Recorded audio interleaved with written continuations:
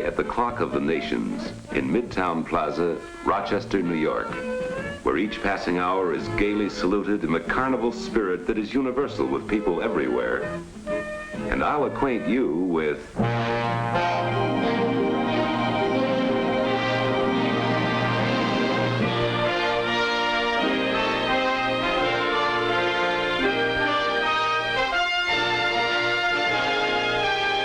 There are many ingredients, of course, some sheer delight, like the electronically controlled marionettes of our fabled timepiece. Each passing hour, they dance around the clock to the bright tunes of different countries around the world.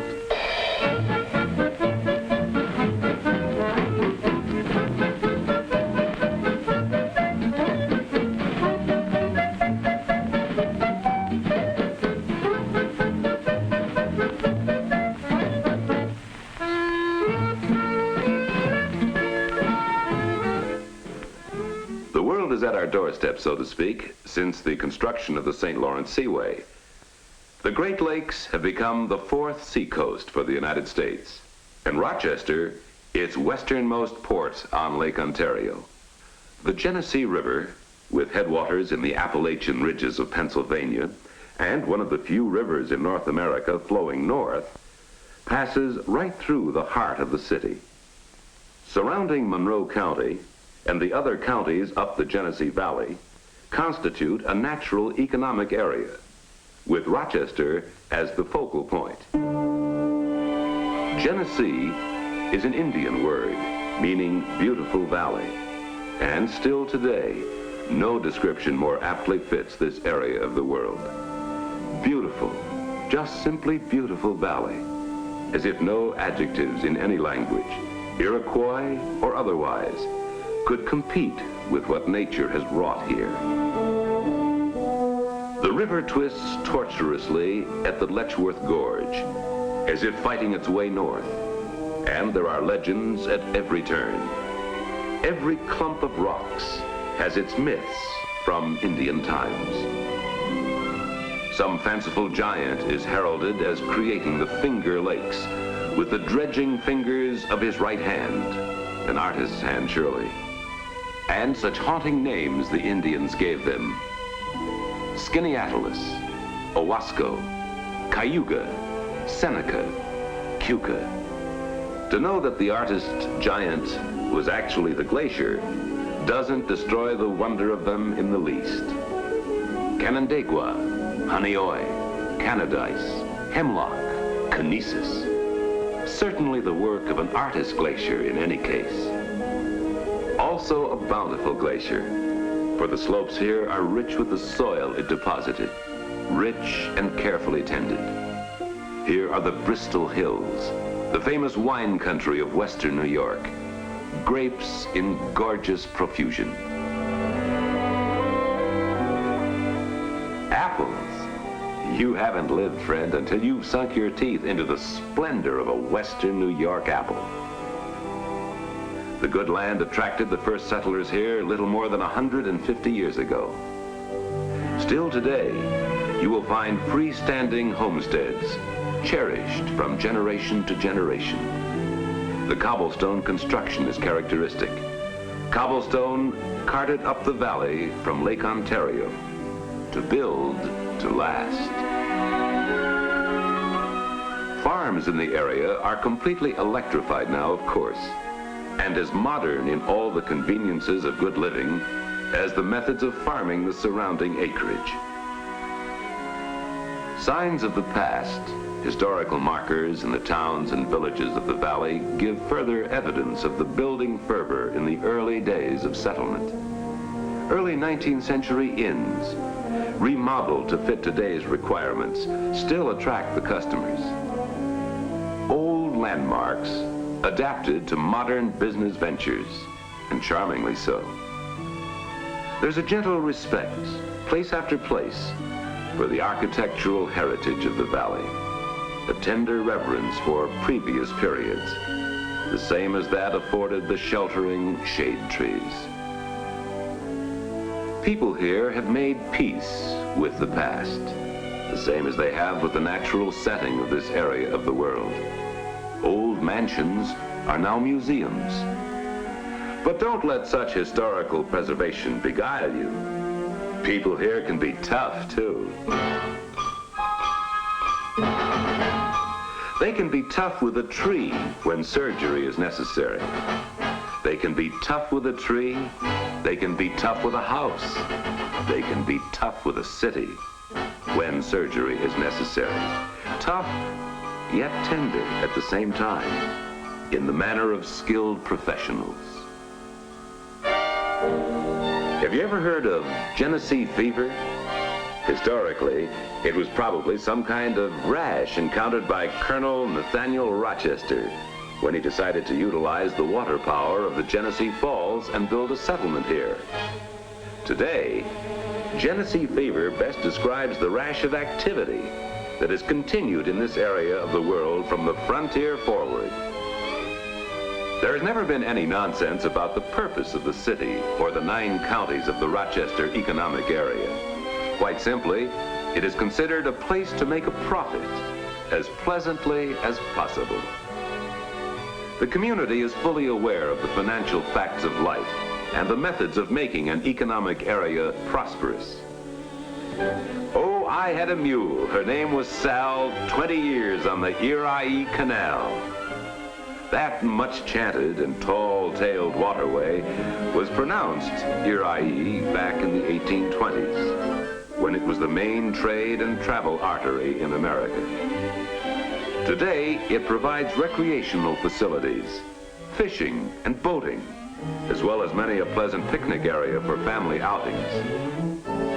The present barge canal carries cargoes of grain and petroleum, slow freight, and is still serving in America's network of inland waterways. Rochester was one of the first boom towns in America. What the Erie started, the railroads continued. Faster freight and passenger service.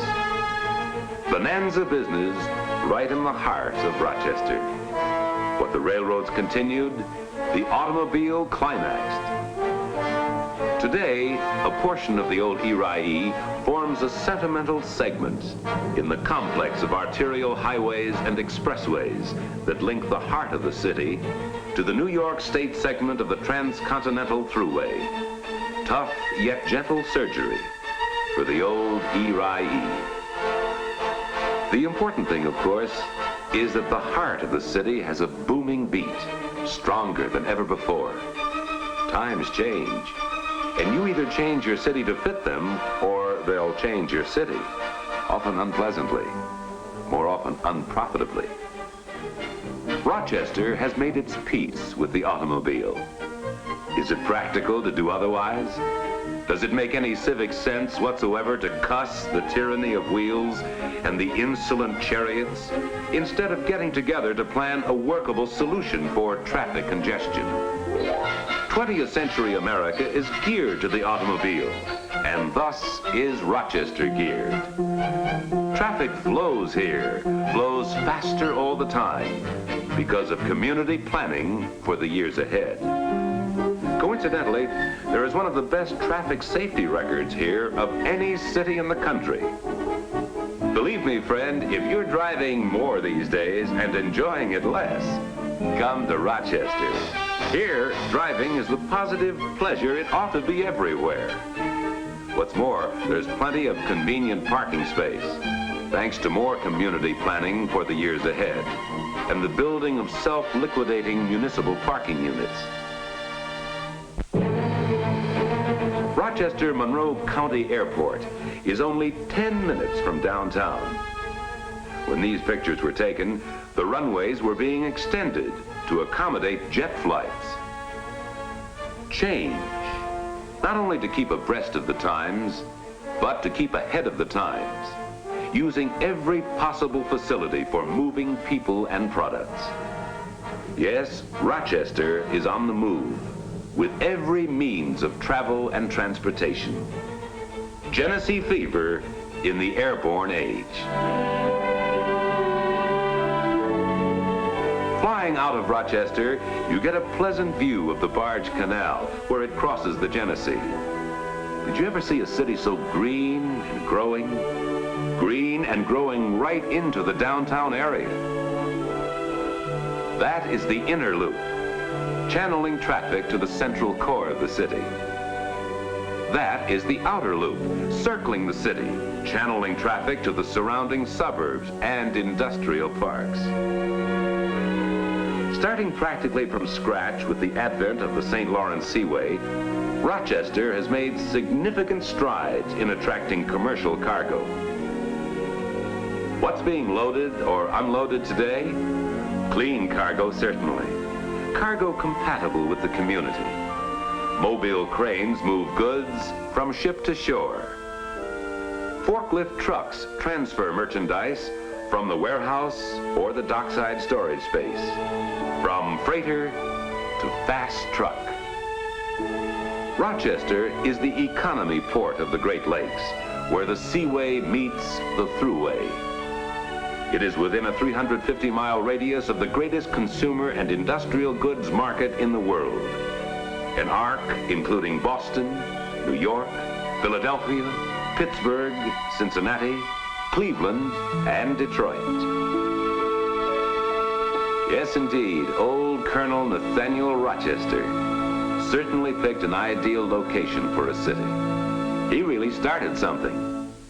Industries have developed here that have made the name Rochester synonymous with quality and precision manufacturing.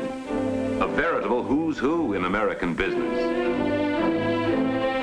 Industrial pioneers such as George Eastman, Edward Bausch, and Henry Long founded local concerns whose diversified products are now bought and sold everywhere. A tradition of fine craftsmanship developed here, attracting quality industries and quality people alike. Skilled industries, skilled people. Clean industries, clean people. Stable industries, stable people.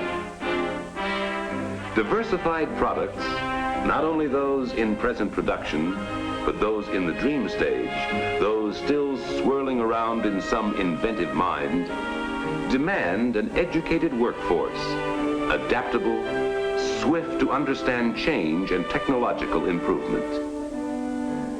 Change is necessary to keep competitive in industries as well as cities. If you don't change, change will change you. Technological lag is tantamount to slow death.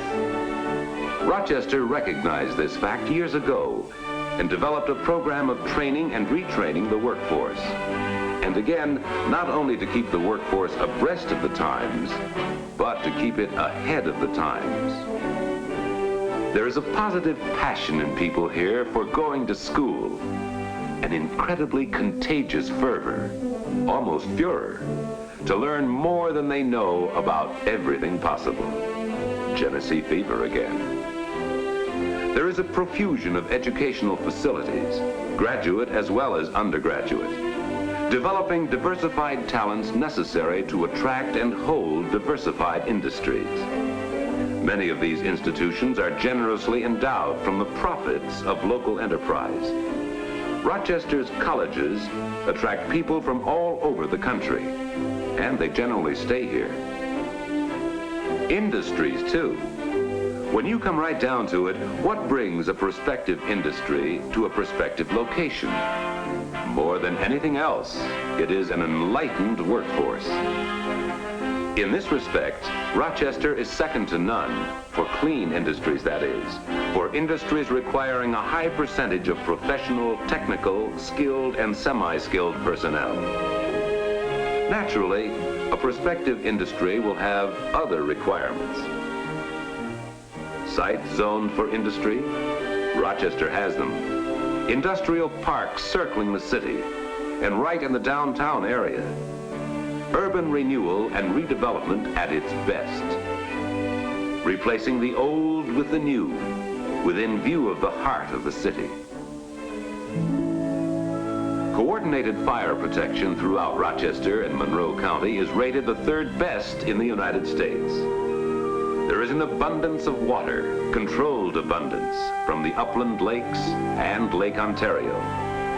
a safe daily yield of 200 million gallons, with the Great Lakes as unlimited reservoir for any future demands.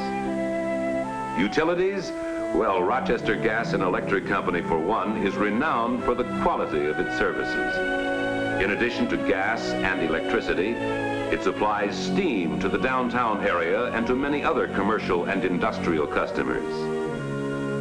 Active since 1952 with other companies engaged in nuclear research, RG&E will be ready with the know-how and the resources when economical atomic power can be applied to industrial and consumer advantage throughout the area. Industries, of course, are citizens of the community, the same as individuals. And here, both are expected to be good citizens, respecting the natural beauty of the Genesee setting, and what's more, enhancing it. Is there any earthly reason for permanent scarring of the landscape? Any conceivable reason for ugly smoke belching into the sky?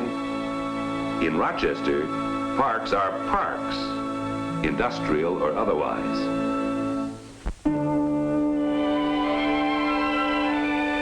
There's a tradition of greenery, sunlight, fresh air, and the sheer joy of open space. Flowers.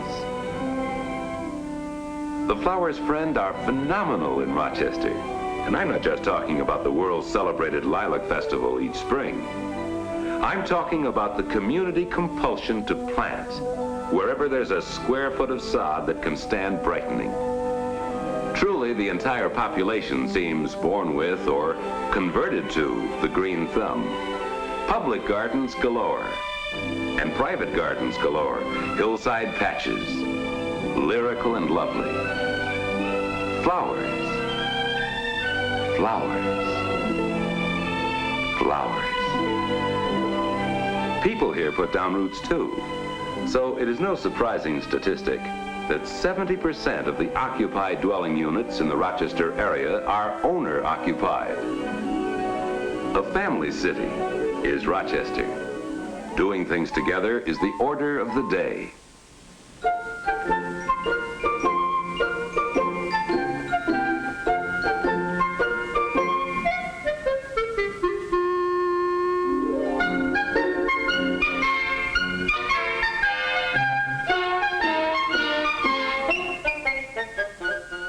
All in all, there are upwards of 300,000 people in the city proper. Upwards of 300,000 people in Monroe County. Upwards of 350,000 people in the other 8 counties of the Rochester economic area. Nearly 1 million population in nearly 5,000 square miles of land allows plenty of space to grow and grow healthily. For people living elsewhere, it is surprising perhaps that Rochester has what Leopold Stokowski called one of the finest orchestras in the world. It is not the least bit surprising, of course, to the people living here. They like good music, and they support good music in the same manner and the same spirit that they achieve other community advantages. They get together a committee of conscientious citizens and raise the funds by popular subscription. Industries, as well as individuals, get behind the program and push, with the result that the cash, as well as the checks, comes rolling into the good cause. The same persuasive pattern exists, whatever the community project. It may be the building fund for a new church, or the building fund for a new school. Recently, the entire community joined in the drive for a new parochial school. Protestants, Catholics, Jews alike felt that school was a community cause. People here live and work in splendid harmony and respect. Small wonder Rochester received the World Brotherhood Award. Small wonder, too, the term community chest was coined in Rochester, and that each year it exceeds its goal.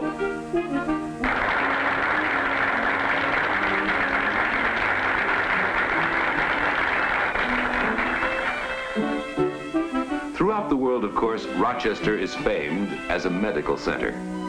Hospitals, research laboratories, most of them supported by private funds, have pioneered many of the medical miracles of our time.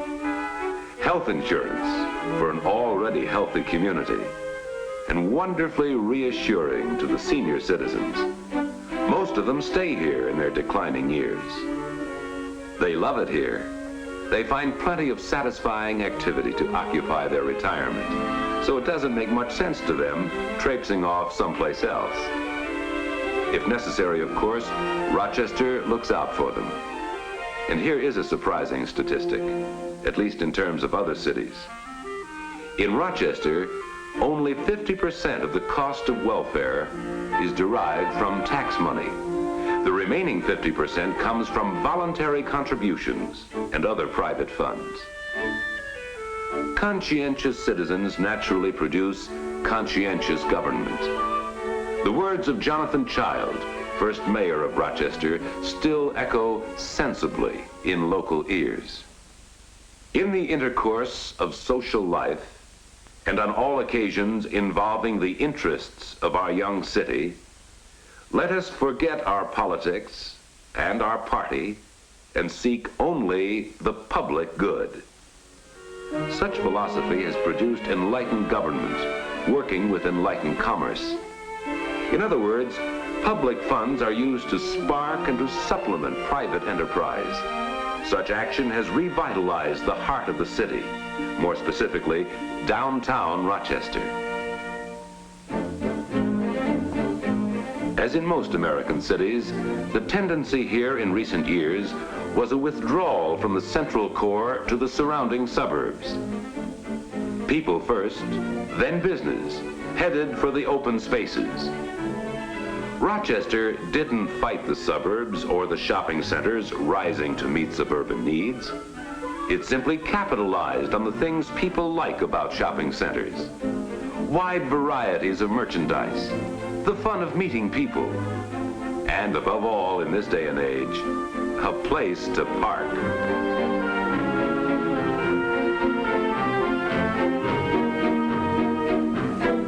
Having made its peace with the automobile, Rochester was in a position to bring the suburbs downtown to the central core of the city. It can pack the Eastman Theater for a Broadway roadshow or musical festival. It can pack the War Memorial Auditorium for a hockey game or an international trade convention. Rochester Monroe County Civic Center pulls together as many functions of city, county, state, and national government as possible into one location, with easy access, of course, and plenty of parking space. Having made its peace with the past, Rochester can rip out and rearrange streets and sections of that central core to its heart's content. Here's another section that will feel the impact of the bulldozer. Surgery, tough, yet tender.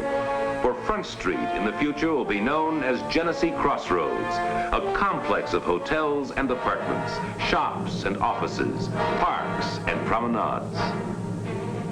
Likewise in the future is the towering world headquarters for Xerox. Sidewalk engineers have a field day in downtown Rochester. That central core changes fast and furious, but not fast enough or furious enough for some of them. That Genesee Fever still. It was at an all-time high during the construction of Midtown Plaza, 10 acres of renewal. And that hole in the ground seemed to stay there forever. Actually, that hole was the makings of a 3-level, 2,000-car underground municipal parking garage. The city solved the traffic problem, and from there on, private enterprise took over. Up, up, up the girders went, the framework for a new 18-story office building and hotel. The framework for a new retail complex centered about a new roofed, air-conditioned marketplace, the size of a football field. Total time from the signing of the contracts to opening day celebration, 38 months. Total cost, $25 million of private investment. A beautiful dream, yes. A magnificent merchandising idea. But $25 million? Why would investors put up that kind of money for something like this in a city this size? Bankers here are clear-eyed and practical, the same as bankers elsewhere, possibly more so. Why, oh why would financial genius go for sidewalk restaurants, benches, fountains, trees, flowers? They know the people of Rochester. That's why. Quality people in quality jobs, earning quality incomes, buy quality merchandise. The stability of the workforce in Rochester makes for stability of investment in Rochester. Midtown Plaza is simply the most dramatic ingredient of the Rochester recipe for good living. There are thousands more, maybe not so fancy, but certainly just as important as the song and dance of our fabled timepiece. In Rochester, even these marionettes have Genesee Fever. They perform every hour on the half hour, too, in the carnival spirit that is the timeless magic of the marketplace since cities began.